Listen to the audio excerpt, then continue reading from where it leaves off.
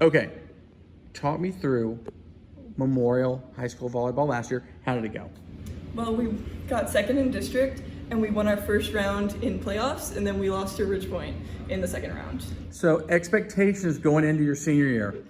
Well, I want to win district this year, and I want to go further than we ever have before in the playoff season. So that would be the most opportune goal that we can have.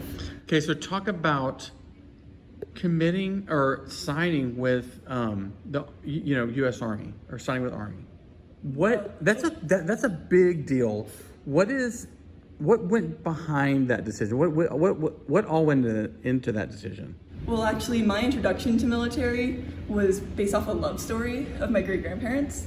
They met in World War II. She was a Canadian nurse, he was an American soldier, and it's really inspired me, and it's gone on to my grandfather, who followed in their footsteps and went into the Navy after going to A&M.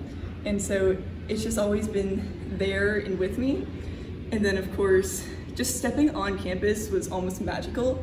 It's like a dream palace there almost. And I knew that this was the only school and the only opportunity that really gave me such a sense of purpose and just like the trust and honor and faith in each and every person there. So talk about your future. Volleyball at Memorial is right now. Just walk us through what the future, maybe 5-10 years from now, will be. Well, right now my goal for my MOS at Army is to be in the chemical corps, which is like the chemical, biological, radiological, and nuclear specialist, like weapons of mass destruction and helping in those types of regions and those hazards.